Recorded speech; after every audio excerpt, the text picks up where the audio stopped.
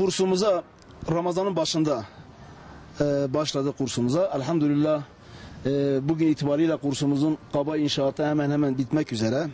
Yani kaba inşaatını bitirmiş sayılırız. İşte inşallah üst katın duvarları örülecek.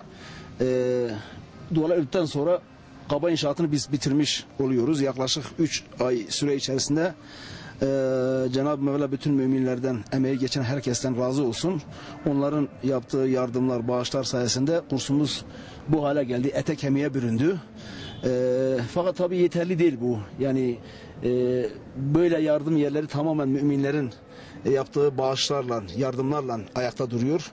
Bu da Allah Celle Celaluhu'nun bir hikmetidir. Resulullah Aleyhisselam zamanından günümüze kadar bütün camiler olsun, Kur'an kursları olsun, diğer hayır yerleri olsun hep müminlerin yaptığı bağışlar, yardımlar sayesinde ayakta durmuştur. İnşallah bu mümin topluluk olduğu müddetçe de kıyamete kadar bu hayır yerleri varlığını sürdürecektir. Çünkü biliyoruz İslam tarihinde Ceyşül Üsre denilen, yani zorluk ordusu denilen ordu da sadakalarla kurulmuş bir orduydu. Dolayısıyla bu hayır yerleri de, bu Kur'an eğitiminin verileceği bu yerler de mümin kardeşlerimizin yaptığı bağışlar sayesinde günümüze kadar varlığını devam ettirmiş. Kursumuza başlarken arkadaşlar istişare ettik, dedik nasıl bir şey yapalım?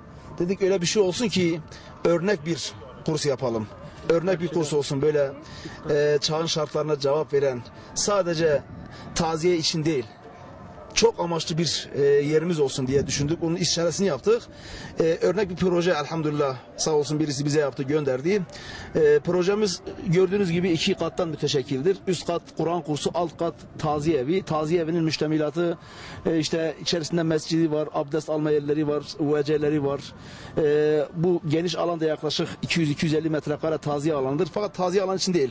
Yani taziye olduğu zaman taziye, diğer zamanlarda toplantı, efendim işte mevlid, diğer etkinlikler için kullanılabilecek bir şekilde tasarladık ve o şekilde yapıyoruz. Üst kat Kur'an kursu da 4 sınıf, içerisinde öğretmen odası, banyosu, tuvaleti, mutfağı, diğer müştemilatı olacak şekilde o şekilde planlamışız.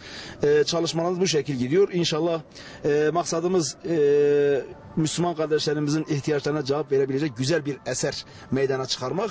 Bunun için uğraşıyoruz. Çabamız bunun içindir. Müminlerden beklentimiz bu iş yaparken başta da dedik, bu iş hayır işle yürüyen bir iştir.